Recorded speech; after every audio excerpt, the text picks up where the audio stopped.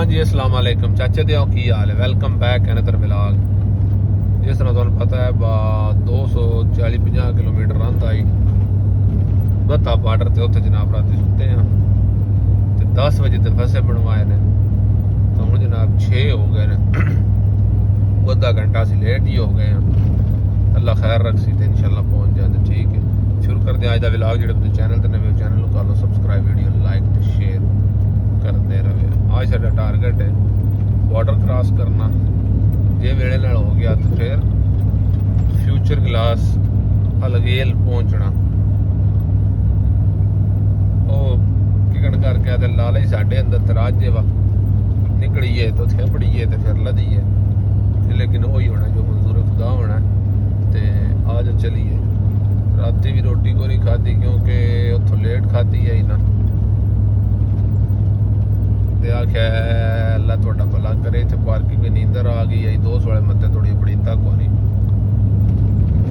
इंशाल्लाह चाचे बिस्मिल्लाह को चल के नाश्ता करते हैं तो उस तो बाद बॉर्डर से मैं तो समझा ही वाह चाचे बिस्मिल्लाह को नाश्ता करना तो जवान आगा आई तो आता 2 सोले मत्ते तो मैं कपड़े लेने ने, थोड़ी बर्फ पवानी है तो इदा ही वाड़ आया तो 2 सोले मत्ते तो जनाब नाश्ता किया।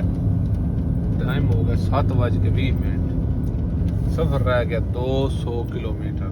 ठीक है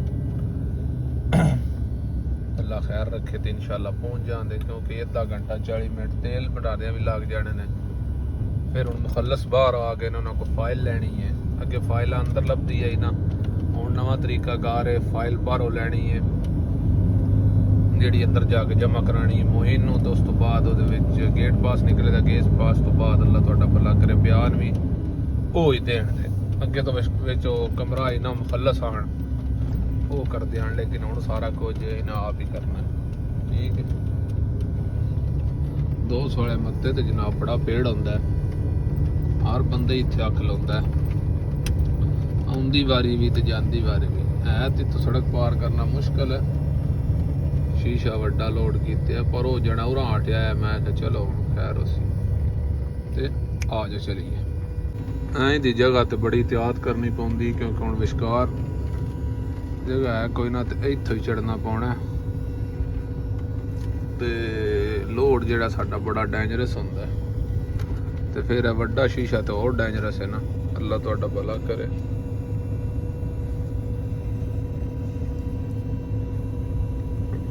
क्योंकि इहदे वास्ते बहुत एहतियात। एक तो पिछले पासे पे आंदा सारा। निकल जावी कर्मा वालिया।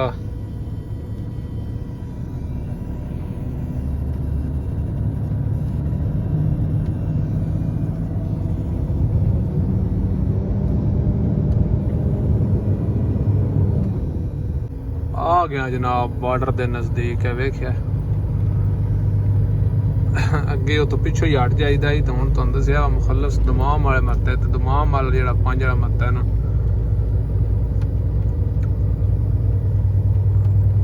उबरी जिथों तो बॉर्डर तो निकल के आके लैफ्ट करीदा ना ए जांदी वारी है जिहदा हिस्सा वो सामने उत्थे मत्त है इत्थे नजदीक ही।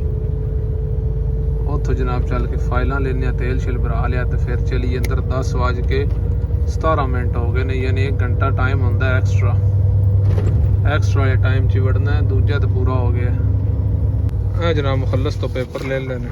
यह फतूरा है जिहड़ा असीं पे करना होंदा उस तो बाद लभ जांदा। यह फाइल अंदर है जिहड़ी माइन नूं देनी है जाके। उन्हें फिर गेट पास यानी गेट पास देना तो फिर उन्हें बयान देना। ठीक है अगे सारा कोई बाहर पे करीदा ही अंदर है तो हुण इत्थे बाहर फल सारे आ गए। ठीक है बाकी ये थल्ले परमिशन है दुबई वाली है परमिशन है।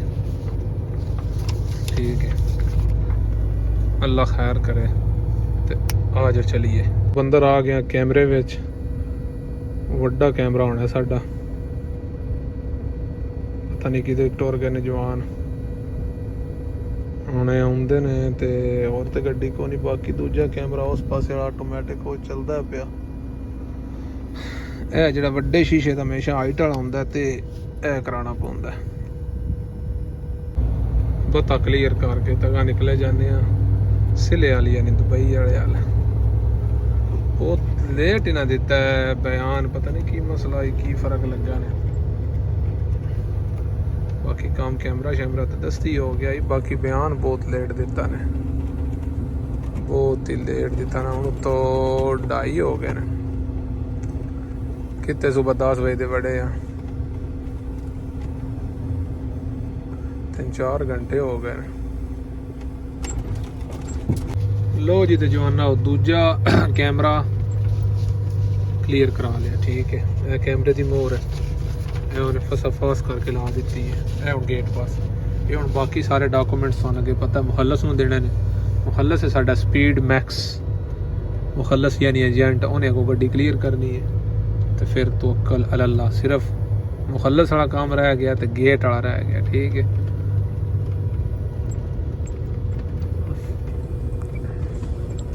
आज कैमरा बड़ा ठो है, गड्डी वाला कैमरा करन आया तो मैं अगे जगह ही खाली जगह लाई नाल ही उस को गड्डी लगा के तो मोहर ला दी, ठीक है। मुखलस तो क्लियर करा के तो फिर जनाब निकलते हैं, ठीक है। मुखलस ने भी बड़ा जल्दी आई क्लियर करा छड़िया है। वेखे स्पीड मैक्स 450 दिरहम इदी फीस है गड्डी क्लियर कराने दी, ठीक है।